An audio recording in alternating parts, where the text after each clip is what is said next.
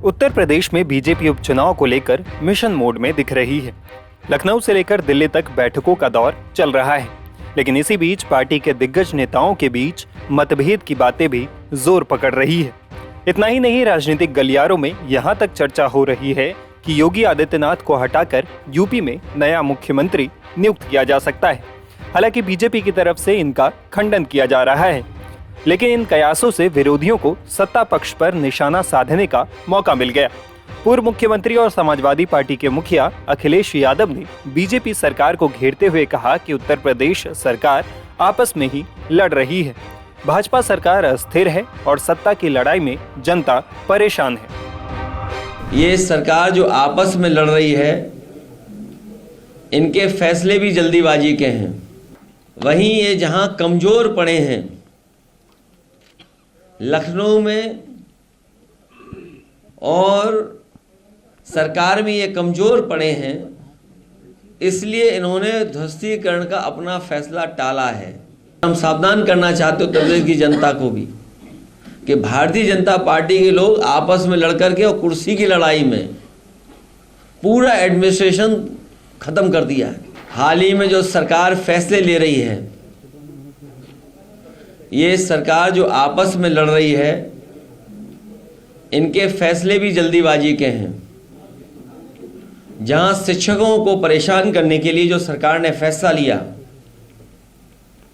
कि online digital attendance ली जाएगी, Samajwadi party ने उसका विरोध भी किया।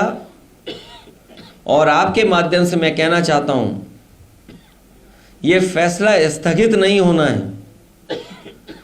स्थगित का मतलब यह है कि कभी भी सरकार इसको लागू कर सकती है।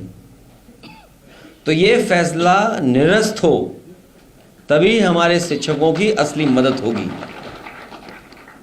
वहीं ये जहां कमजोर पड़े हैं, लखनऊ में और सरकार में ये कमजोर पड़े हैं, इसलिए इन्होंने ध्वस्तीकरण का अपना फैसला टाला है। ये फैसला ही टाला है। ये फैसला हमेशा हमेशा के लिए खत्म नहीं हुआ है। इसलिए शिक्षकों के लिए जो ऑनलाइन डिजिटल अटेंडेंस थी, वो स्थगित नहीं, निरस्त हो। और हम सावधान करना चाहते उत्तर प्रदेश की जनता को भी कि भारतीय जनता पार्टी के लोग आपस में लड़ करके और कुर्सी की लड़ाई में पूरा एडमिनिस्ट्रेशन खत्म कर दिया है। जहां इन्हीं के विधायक, इन्हीं के लोग आरोप लगा रहे हैं कि भ्रष्टाचार चल रहा है। हम लोगों ने अखबारों में पढ़ा है कि मुख्यमंत्री खुद स्वीकार कर रहे हैं कि बड़े पैमाने पर दलाली चल रही है। जिस प्रदेश के मुख्यमंत्री खुद स्वीकार कर रहे हों कि दलाली हो रही हो और अखबारों में बड़ा बड़ा लिखा हो कि दलाली हो रही है, तो जनता जानती होगी कि कितनी दलाली हो रही है। हालांकि अखिलेश यादव के बयान को लेकर यूपी के डिप्टी सीएम केशव प्रसाद मौर्य ने पलटवार भी किया है। उन्होंने अखिलेश यादव पर निशाना साधते हुए सोशल मीडिया पोस्ट में लिखा, सपा बहादुर श्री अखिलेश यादव जी, भाजपा की देश और प्रदेश दोनों जगह मजबूत संगठन और सरकार है। सपा का पीडीए धोखा है।